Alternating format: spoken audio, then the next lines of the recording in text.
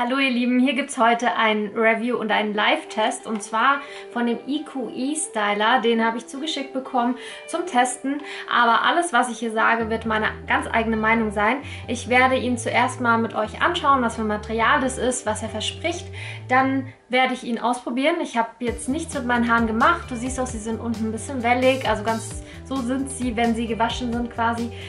Und dann werden wir schauen, was für ein Ergebnis der liefert und es gibt dann mein Review dazu. Ich werde sagen, wie es sich anfühlt, ob er sehr heiß wird, ob es irgendwo unangenehm wird oder ob es zieht oder insgesamt einfach meine Erfahrung, wie ich damit klarkomme. Gleichzeitig wird das Ganze ja dann ein kurzes Tutorial auch sein, wie man so einen E-Styler verwendet und ich wünsche euch jetzt ganz viel Spaß mit diesem Video. Willst du mehr solche Reviews und Tests von mir sehen, dann abonniere mich jetzt gleich, es ist kostenlos und du verpasst kein Video von mir. Vergiss nicht, die Glocke zu aktivieren, weil meine Videos nicht alle zur gleichen Uhrzeit online kommen. Zuerst mal schauen wir uns an, wie er geliefert wird. So sieht die Verpackung aus. Ich habe hier den Beluga Black E-Styler. Genau, also das ist jetzt die Packung und da liegt er dann drin. Und jetzt schauen wir mal, ob dieser E-Styler auch zum Must-Have werden könnte oder wird vielleicht sogar und probieren den jetzt gleich mal zusammen aus. Wir schauen uns jetzt mal an, was der überhaupt bietet. Also erstmal, er fühlt sich sehr gut an, liegt hier richtig gut in der Hand, weil er hier so Verkerbungen hat und das schmiegt sich sehr schön an die Hand an. Es ist so ein Plastikmaterial, das sehr weich ist, also kein glattes Plastik, sondern es fühlt sich so ein bisschen an wie Weichplastik, ist aber hart. Diese einzelnen Brushköpfe sind quasi aus Keramik, also mit Keramik beschichtet. Darauf sollte man sowieso immer achten, wenn man sich ein Glätteisen oder ein Glättbrush oder sowas besorgt, dass es Keramik ist, weil das beschädigt einfach das Haar viel weniger. Es gleitet viel, viel leichter dann da durch und hat keine raue Oberfläche. Also das heißt, das Haar wird nicht aufgeraut, das Haar wird nicht angerissen und wird danach nicht splissig oder struppig aussehen. Das ist, also hoffe ich mir jetzt hiervon auch, aber wenn es mit Keramik ist, dann muss es fast so sein. Und noch ein Gimmick bietet diese Eco Brush. Hier sieht man eine kleine Öffnung. Und das Ganze ist eine Ionentechnik. Hier auf der Rückseite ist quasi ein Knopf Ionik, den kann man zuschalten. Dann strömen hier Ionen aus und gerade jetzt im Herbst, Winter, wenn man so fliegende Haare hat von Wollpullis, dann helfen die Ionen dabei, das Ganze zu entelektrisieren und dann hören die auf zu fliegen. Also man kann das jetzt quasi auch nur mit Ionen... Nee, das geht nicht. Das probieren wir gleich aus, ob nur die Ionentechnik funktioniert ohne Glättfunktion. Aber was ich auf jeden Fall weiß, es geht nur die Glättfunktion ohne Ionenfunktion. Und hier wird dann auf dem kleinen Display eben angezeigt, bei wie viel Grad der gerade steht. Und jetzt starten wir endlich mit dem Test und ich bin super gespannt schon. Beim Einstecken in die Steckdose piept er einmal, das heißt einfach, dass er irgendwie erkannt hat, dass jetzt Strom fließen kann. Er geht aber noch nicht an. Man muss noch hier mal drauf drücken. Einmal lang sozusagen.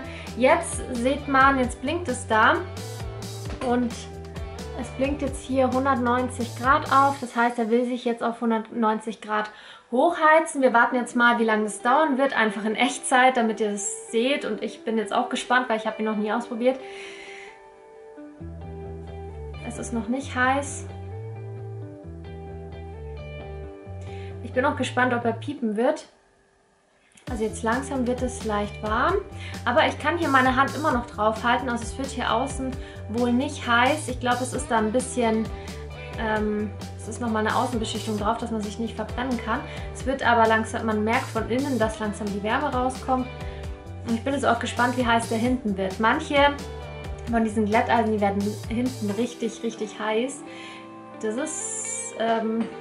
Bei einem Glätteisen, das ich habe, ist es echt extrem der Fall. Das kann man nur hier oben anlangen und wenn man es da anlangt, dann verbrennt man sich schon fast die Finger total. Okay, er lädt immer noch auf. Jetzt schaue ich mal, ob ich hier mit der Ionentechnik schon was machen kann. Ah ja, tatsächlich. Wenn ich hier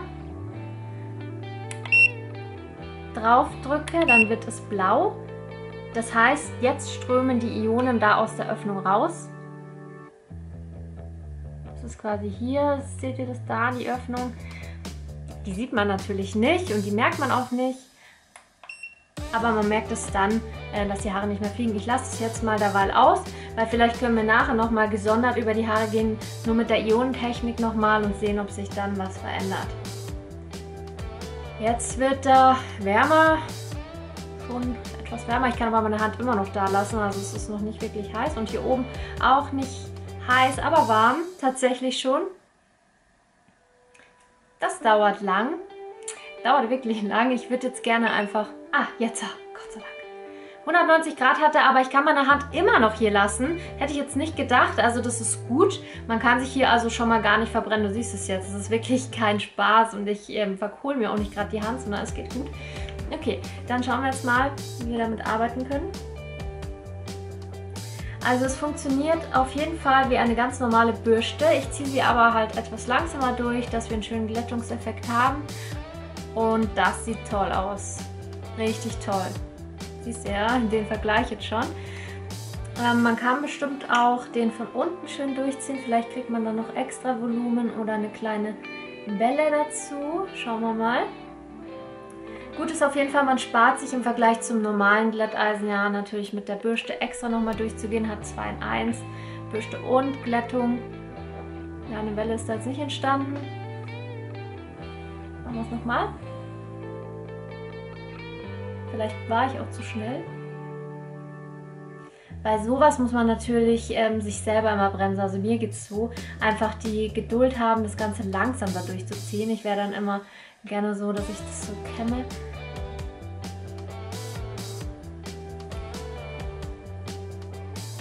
Also mit Wellen funktioniert dann nicht viel.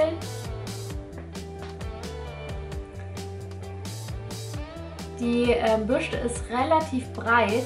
Ihr seht es da, ich kriege alle meine Haare auf einmal durch und das ist halt wirklich toll zeitsparend. Manche Glätteisen haben ja so wirklich so ganz dünne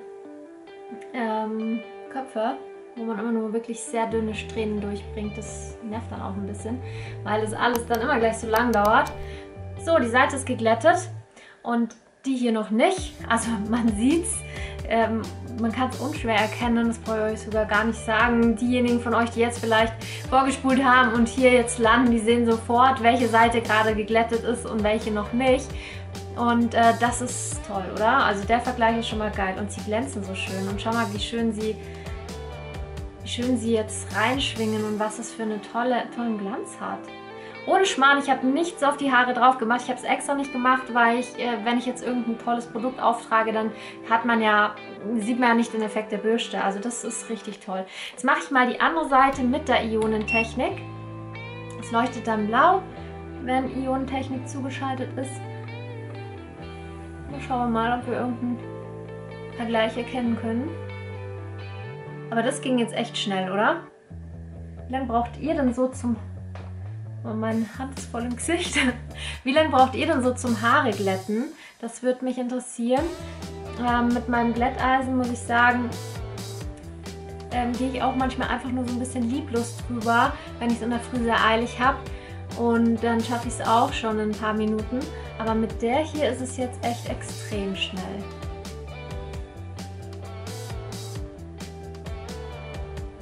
Das ist ja jetzt Echtzeit. Also ich habe hier jetzt tatsächlich keinen einzigen Schnitt drin. Ich schwöre.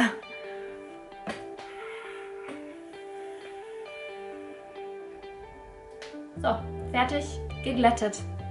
Ich bin super zufrieden. Das ist ja Hammer, wie schön das aussieht. Also hier sieht man jetzt keinen Unterschied tatsächlich mit Ionentechnik, ohne Ionentechnik. Aber ich weiß es aus Erfahrung, weil ich eine andere Bürste habe, die so eine Ionentechnik auch mitliefert, dass wenn man sehr, sehr fliegende Haare hat von einem Wollpulli oder Wollschal, man geht mit dieser Ionentechnik drüber und sofort fliegen sie nicht mehr. Also das weiß ich und das kann ich aus Erfahrung erzählen. Deswegen ist es, finde ich, immer sehr, sehr ein cooles Gimmick, wenn es eine Bürste auch noch hat. Kann nie schaden. Und klar, wenn die Haare nicht fliegen, sieht man natürlich keinen Unterschied. Ich bin super, super zufrieden mit dem Ergebnis. Wie findet ihr denn jetzt hier das geglättete Ergebnis? Kann man es sehen lassen oder kann man es nicht sehen lassen? Findet ihr es gut oder findet ihr es nicht gut? Schreibt mir das bitte jetzt mal in die Kommentare rein, da freue ich mich total drauf. Und wenn ihr euch die Brush mal genauer anschauen wollt, ich verlinke sie euch unten. Es freut mich total, dass du bis hierhin dran geblieben bist. Schenk mir einen Daumen nach oben, wenn dir das Video gefallen hat, wenn du es interessant fandest und wenn du mehr Review-Videos von mir haben willst. Und vor allen Dingen vergiss nicht, die Glocke nicht zu abonnieren und die Glocke zu aktivieren, dass du informiert wirst, wenn ein Video von mir online kommt. Und da findest du jetzt noch Videos, ein paar meiner letzten Videos, eine kleine Auswahl. Schau doch da auch mal rein und bis zum nächsten Mal. Tschüss!